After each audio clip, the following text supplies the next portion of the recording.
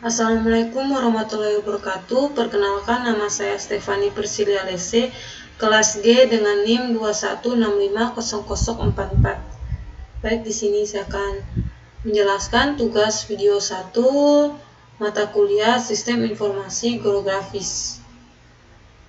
Yang pertama, tentang pendahuluan yang kita akan menjelaskan yaitu tentang pengertian, komponen, dan manfaat. Yang pertama, pengertian Sistem Informasi Geografis atau SIG atau Geographic Information System atau GIS adalah sistem informasi pemetaan berbasis komputer yang digunakan untuk memasukkan, menyimpan, memanggil kembali, mengolah, menganalisis, dan menghasilkan data berreferensi geografis atau data geospasial untuk mendukung pengambilan keputusan dalam perencanaan dan pengelolaan penggunaan lahan, sumber daya alam, lingkungan, transportasi, fasilitas kota, dan pelayanan umum lainnya. Adapun teknologi sistem informasi geografis juga dapat digunakan untuk investigasi ilmiah, pengelolaan sumber daya, perencanaan bangunan, kartografi, dan perencanaan rute. Hasil akhir dari proses GIS diwujudkan dalam peta atau grafik. Peta sangatlah efektif untuk menyimpan dan memvisualisasikan dan memberikan informasi geografis. Selanjutnya, komponen. Terdapat 3 komponen penting dalam SIG, yaitu perangkat keras hardware, perangkat lunak software, dan yang terakhir, yang ketiga ini adalah manusia atau user atau brainware. Untuk perangkat keras berupa perlengkapan yang mendukung kerja SIG seperti CPU, monitor, printer, digitizer, scanner, plotter, CD-ROM, VDU, dan flash disk. Bagian-bagian perangkat keras beserta fungsinya yaitu CPU, Central Processing Unit, VDU, Visual Display Unit, disk drive, tape drive, digitizer, printer, dan plotter. Perangkat lunak atau software yaitu komponen SIG yang berupa program pendukung kerja SIG seperti input data, proses data, dan output data. Contoh perangkat lunak dari SIG adalah program kerja seperti QGIS, ArcView, dan ArcGIS. Selanjutnya, manusia atau user brainware. Manusia sebagai pengguna atau brainware yaitu pelaksana yang bertanggung jawab dalam pengumpulan, proses analisis, dan publikasi data geografis. Komponen brainware yang mengolah data hasil lapangan untuk selanjutnya diproses atau didigitasi menjadi sebuah peta yang dapat digunakan untuk keperluan tertentu sesuai dengan fungsinya. Manfaat pada perkembangan sekarang ini, SIG memang banyak mempunyai manfaat dalam kehidupan sehari-hari. Bahkan ketika kita akan menggunakan aplikasi transportasi online pun, kita akan menggunakannya.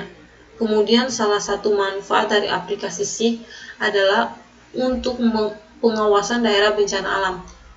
Indonesia merupakan kawasan yang rawan bencana alam. Hal tersebut tidak bisa dipungkiri. Oleh sebab itu, kita harus bisa mengawasi dengan salah satunya menggunakan teknologi berbasis SIG. Contohnya, yaitu 1. Dengan aplikasi SIG, kita bisa tahu cakupan area yang terkena bencana. Yang kedua, kita bisa memprediksi apa yang akan terjadi terhadap daerah rawan bencana itu. Sehingga kita bisa melakukan tindakan preventif untuk meminimalisir kerugian. Yang ketiga, dengan menggunakan SIG, ini kita bisa mengetahui potensi yang akan kita kembangkan dari daerah yang rawan bencana itu untuk masa mendatang. Yang keempat, dengan penambahan data curah hujan, topografi kita bisa memperkirakan bagaimana dampak banjir yang akan terjadi.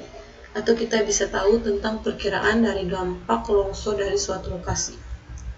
Nah, di sini saya akan menjelaskan dari contohnya ini. Yang pertama itu tentang pemetaan daerah rawan bencana. Dengan menggunakan SIG, kita bisa memetakan daerah yang memiliki potensi bencana seperti gempa, tsunami, gunung berapi, banjir, tanah longsor, kebakaran hutan, dan lain-lain. Pemetaan ini dapat dilakukan untuk menggunakan analisis overlay, yaitu menggabungkan data spasial dan data atribut dari berbagai sumber, seperti peta topografi, peta geologi, peta seismik, peta hidrologi, peta vegetasi, peta penduduk, dan lain-lain. Dengan demikian, kita bisa mengetahui lokasi, luas, dan tingkat kerawanan bencana suatu wilayah. Selanjutnya, itu pencegahan terjadi bencana alam pada masa datang. Yang tadi yang saya jelaskan, di sini saya akan menjelaskan lebih panjang, yaitu dengan menggunakan SIG kita bisa melakukan prediksi dan simulasi terhadap kemungkinan terjadinya bencana alam di masa depan. Misalnya, kita bisa memprediksi ketinggian air pada bencana banjir dengan menggunakan model hidrologi dan data curah hujan. Kita juga bisa memprediksi tingkat kekeringan dengan menggunakan data iklim dan data tanah. Kita juga bisa memprediksi letusan gunung berapi dengan menggunakan data sejarah letusan dan data geofisika. Dengan demikian kita bisa mengambil langkah-langkah antisipasi dan kesiapsiagaan bencana, seperti membuat rencana evakuasi, rencana kontingensi, rencana mitigasi, dan lain-lain. Selanjutnya, pemetaan sebaran kerusakan akibat bencana. Dengan menggunakan SIG, kita bisa melakukan pemantauan dan evaluasi terhadap dampak bencana yang terjadi. Misalnya, kita bisa memetakan sebaran kerusakan infrastruktur, fasilitas sosial, lingkungan, dan ekonomi akibat bencana. Kita juga bisa memetakan sebaran korban jiwa dan materi akibat bencana. Dan kita juga bisa memetakan sebaran bantuan dan sumber daya yang tersedia untuk penanganan bencana. Dengan demikian, kita bisa mengoptimalkan proses penanggulangan bencana seperti penyelamatan, pencarian, pertolongan, pemulihan, dan rehabilitasi. Selanjutnya, penyusunan rencana-rencana pembangunan kembali daerah bencana. Dengan menggunakan SIG, kita bisa melakukan perencanaan dan pengembangan kembali daerah yang terkena bencana.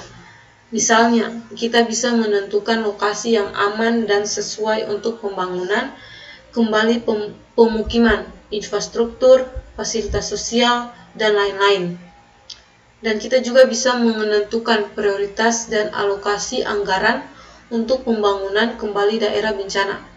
Kita juga bisa menentukan strategi dan kebijakan untuk pembangunan kembali daerah bencana yang berkelanjutan, berwawasan, dan berlingkungan. Dan terakhir, prediksi ketinggian banjir, di mana Pusat Penelitian dan Pengembangan Sumber Daya Air atau PUSAIR menggunakan SIG untuk prediksi ketinggian banjir di beberapa daerah di Indonesia. PUSAIR menggunakan model hidrologi dan data curah hujan untuk menghitung debit air dan ketinggian muka air di sungai-sungai.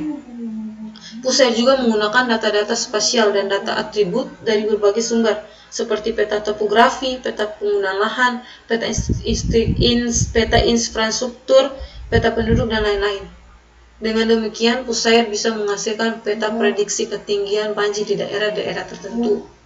Peta-peta ini dapat digunakan sebagai acuan untuk peringatan dini, evakuasi, penanganan darurat, dan lain-lain.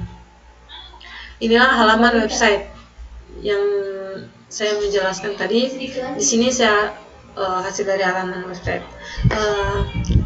Sekian dan terima kasih.